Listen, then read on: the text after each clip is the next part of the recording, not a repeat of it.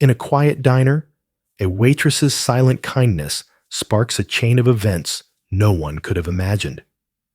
Stay with us to discover how one small act touched a soldier's legacy, a child's future, and an entire town's heart. This is a story you'll remember long after the last bite. Jenny Miller's, a waitress at Rosie's Diner, a little restaurant hidden between a hardware shop and a laundromat in rural Kansas, was 29 years old. Every day, her life was the same. Wake before dawn, walk 3 blocks to work, tie her old blue apron around her waist, and smile to greet the morning regulars, never showing the loneliness underfoot. Her soul family pictures grew yellow with time. She lived alone in a 1-bedroom flat above the drugstore. Her mother 2 years later, her father died when she was 15. Jenny had little more than Christmas calls and sporadic letters since the aunt raising her had moved to Arizona for her arthritis. Jenny first observed the lad on a Tuesday in early October. With cautious eyes that seemed to absorb everything while exposing nothing, he could not have been more than 10. Little for his age. A book, always open on the table. He sat in the corner booth, farthest from the door, with a rucksack too big for his size propped next him.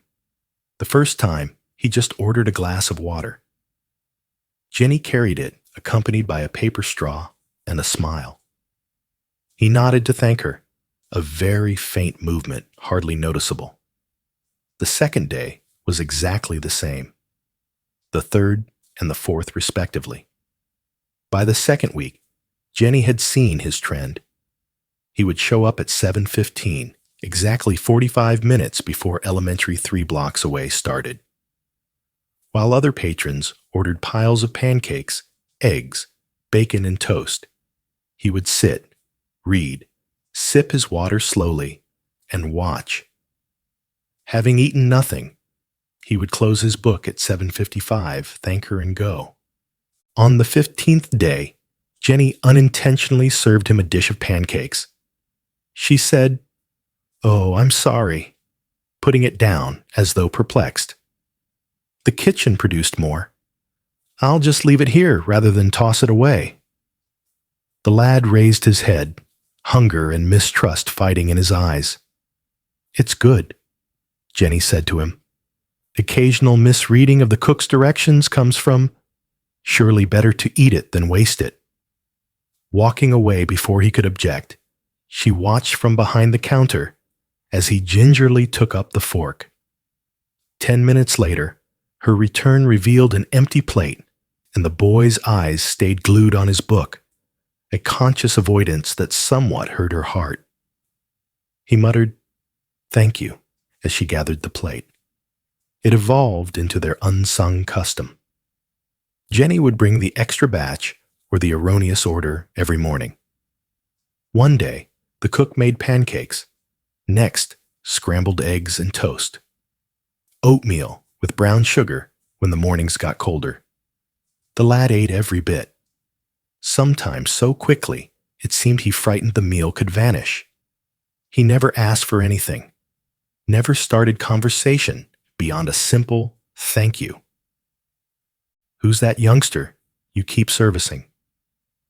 One day Harold, a retired postal worker who used the same stool every morning, requested. "Never heard his parents." Jenny said, "Don't know, but he's hungry." After the third week, Kathy, who worked the grill, rounded Jenny in the rear. She said, not cruelly, but with the pragmatism of someone who had seen good intentions fail, "You're feeding a stray. You provide giveaways. They never develop thankfulness. One day, he will simply vanish. They always act." Jenny remained calm. She said, "It's fine," then shrugged. "I used to be that hungry too." In the 3 years she'd been employed at Rosie's, she had revealed among her colleagues most personal details. Jenny never asked, and the lad never offered his name. Something about his manner, The deliberate way he entered and left, the way he situated himself to view the window and the door, tells her questions would only drive him away. Rather, she made sure his water glass kept filled, the pancakes were always warm, and the cafe felt like a place he could breathe easier for 40 minutes every morning.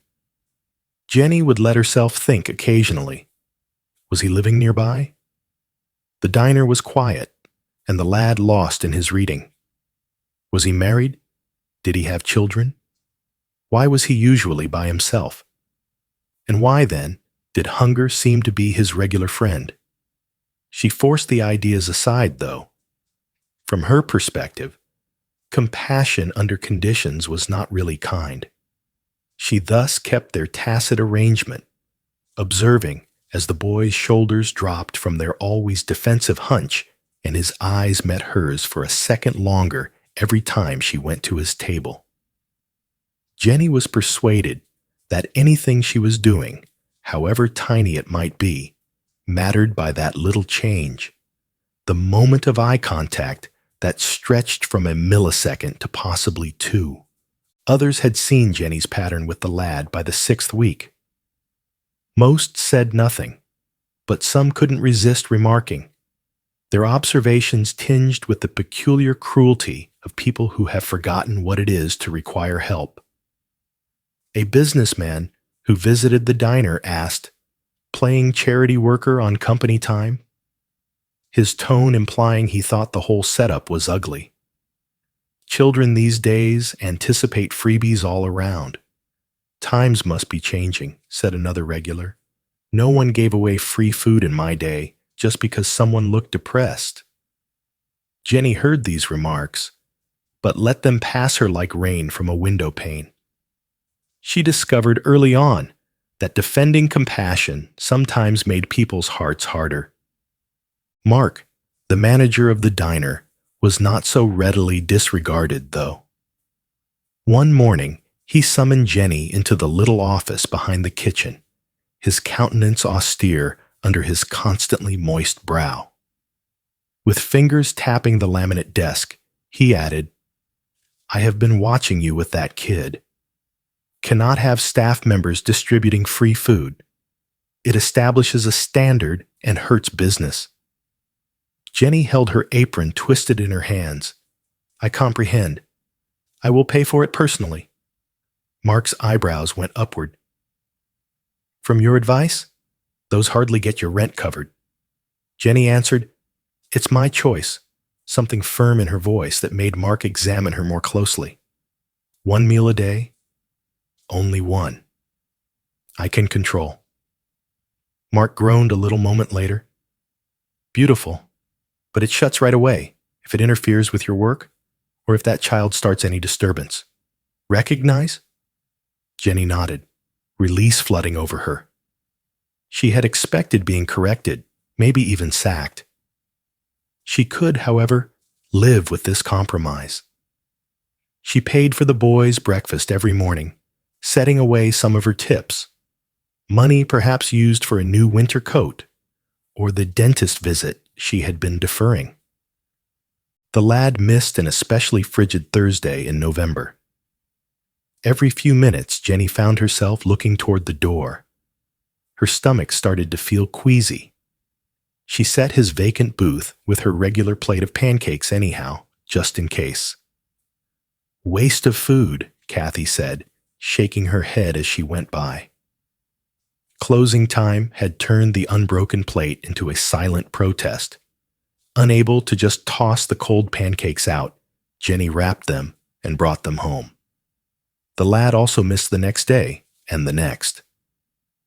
Jenny started to doubt Kathy's accuracy after a week, without any trace of him. Had he just carried on, as strays sometimes did? She could not quite articulate the hollow ache the idea left her with. She knew nothing about him, not his name, not his story. Yet his absence seemed important. A little lighthouse went out, not unkindly, but with the conviction of someone whose pessimism had once again been vindicated, Kathy commented on the 10th day of his absence, "Told you." They never hang about once the free ride ends. Jenny observed a customer photographing the empty booth, where she still periodically left a meal at this time, just in case. The following day, she found the reason. The pictures were published by a local Facebook page under the satirical description, "Rosie's Diner, now serving imaginary charity cases." The remarks were considerably more negative. Public relations stunt. They can say that when they toss it away, the food goes to impoverished children. Feeding strays merely fosters reliance. That server needs a reality check. Remember this the next time an unusual child approaches you. You're being set up for something. Jenny had never thought of herself as especially sensitive to other people's ideas. But the violence in these remarks wounded. She first questioned her behavior that evening alone in her flat. Was she naive to assist someone knowing nothing about them? Was she projecting her own past onto a circumstance she couldn't grasp?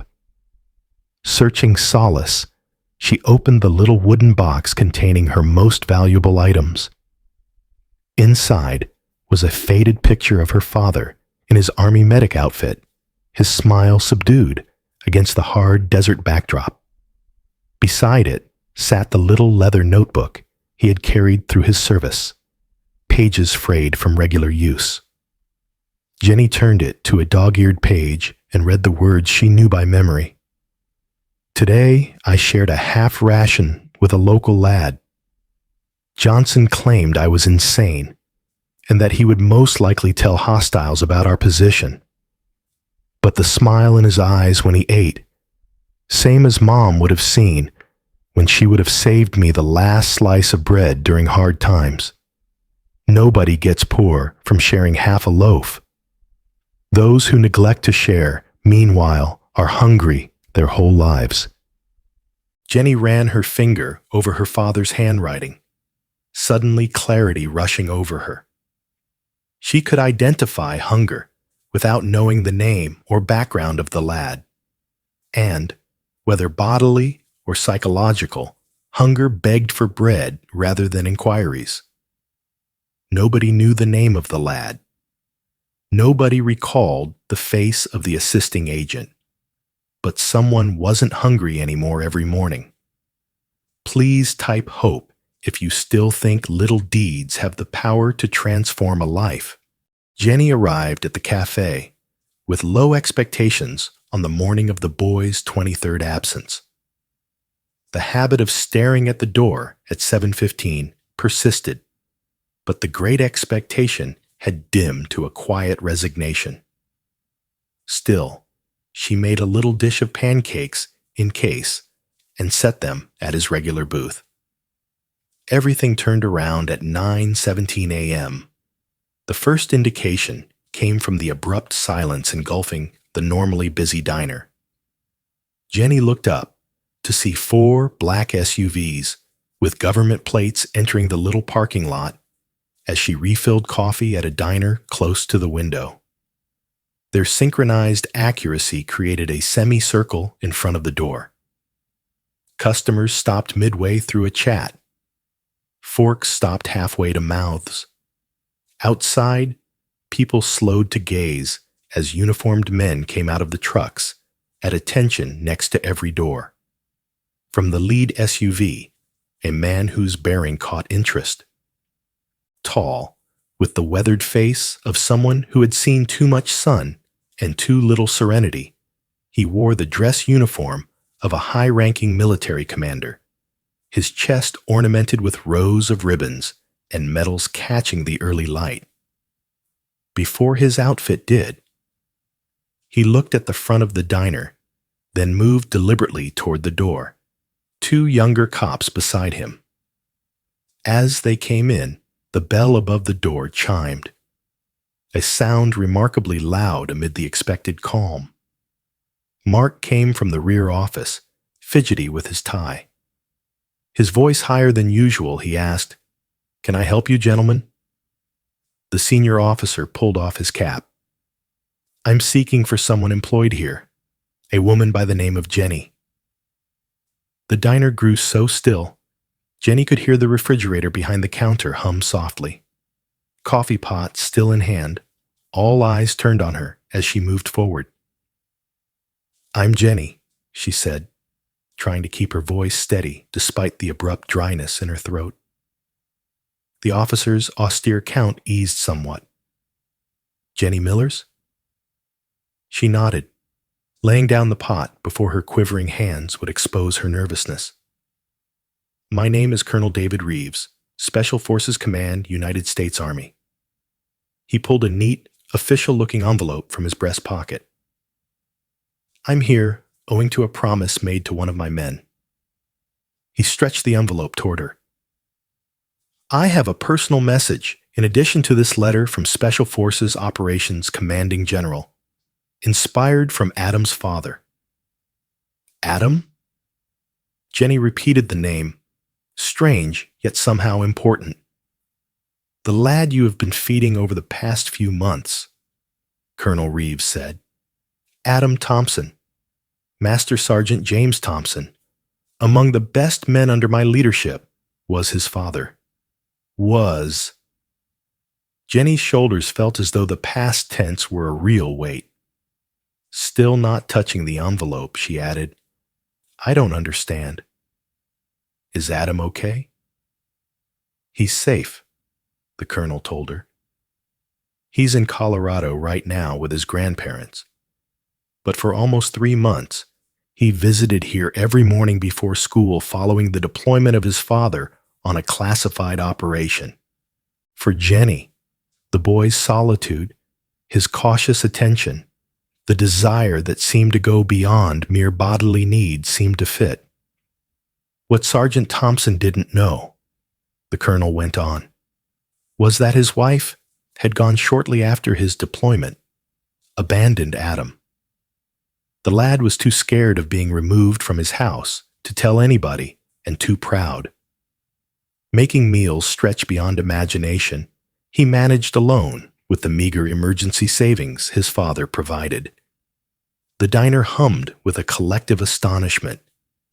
As Jenny pictured Adam, now with a name, now attempting to exist alone, waiting for a father who would never return, her heart contracted.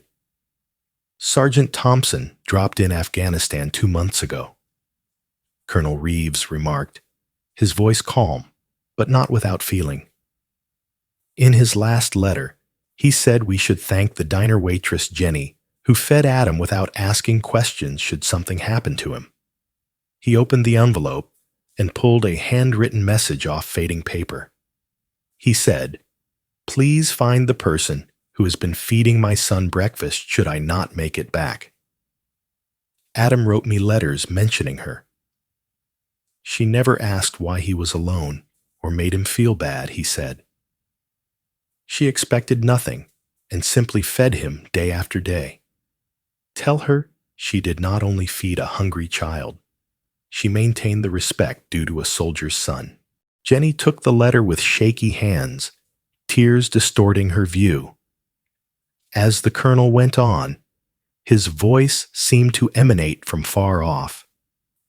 Sergeant Thompson's memorial funeral featured reading of the letter. The entire Special Forces community set out to find you and personally thank you when Adam at last told us about you. What you completed. His voice trailed momentarily. What you did for the child of one of our own. That means something to all of us, without even knowing who he was. The diner has turned absolutely quiet. Even others who had laughed at Jenny's behavior sat still, expression showing shock and perhaps guilt. Rarely given to citizens, Colonel Reeves straightened to his full height, caught attention, and made a proper salute. Every military man there did the same behind him. On behalf of the United States Army Special Forces, the brothers in arms of Master Sergeant Thompson, most importantly on behalf of Adam, thank you. overwhelmed by the realization that her modest acts of kindness, pancakes and eggs, a glass of milk, a smile without questions, had meant so much to a youngster suffering through unthinkable circumstances, to a father waging his last battles distant from home. Jenny stood still. "I didn't know," she at last said, her voice just above a whisper. "I simply couldn't let him go hungry." With a nod, the colonel said, "Sometimes, Miss Millers, that is plenty. The best compassion of all is occasionally feeding a hungry child without inquiring why they are hungry."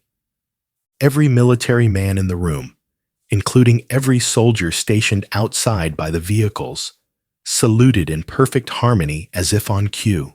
Moved by the ritual taking place before them, the diner patrons got to their feet in quiet respect. Clutching a father's last thank you in her hands, Jenny, the modest waitress who had lived practically quietly for years, stood in the middle of it all. A woman whose small, everyday kindness had protected not just a child's well-being, but a soldier's honor and peace of mind in his last days.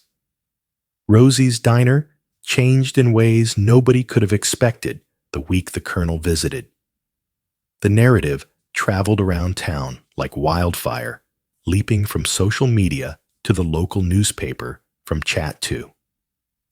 Thousands of views and encouraging comments were gathered as the same Facebook group that had paraded Jenny's charity case suddenly posted a moving account of Master Sergeant Thompson's letter. Regular patrons started asking for Jenny's portion, especially. They left kind tips accompanied with letters of gratitude. "My son is in the Navy. Thank you for reminding us what counts. I have hope because to your generosity." Mark, your way, placed a tiny American flag next to the booth where Adam had seated Jenny's free pancakes, first resentful.